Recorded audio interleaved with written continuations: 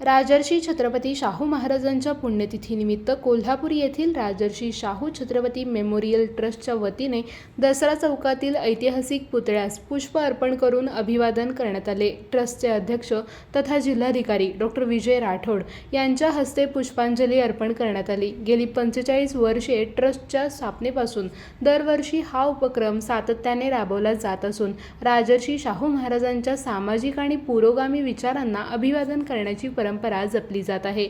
यावेळी ट्रस्टचे विश्वस्त पोलीस अधीक्षक निलोत्पल, विश्वस्त मुख्य कार्यकारी अधिकारी डॉ. जस्मिन, विश्वस्त तथा शिवाजी विद्यापीठाच्या प्रभारी प्र.कुलगुरू डॉ. ज्योती जाधव, निवासी उपजिल्हाधिकारी तथा सदस्य सचिव गजानन गुरव, विश्वस्त डॉ.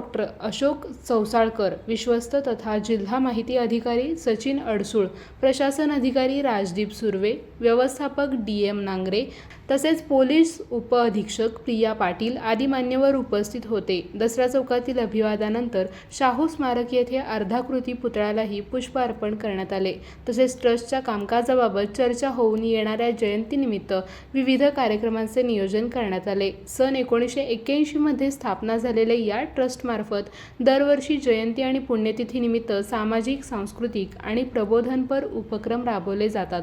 शाहू महाराजांच्या पुरोगामी विचारांचा प्रसार, कोल्हापूर पर्यटनाला चालना आणि साहित्य, कला, संस्कृती आणि शिक्षण क्षेत्राला प्रोत्साहन देण्याचे कार्य ट्रस्टच्या माध्यमातून सातत्याने केले जात आहे।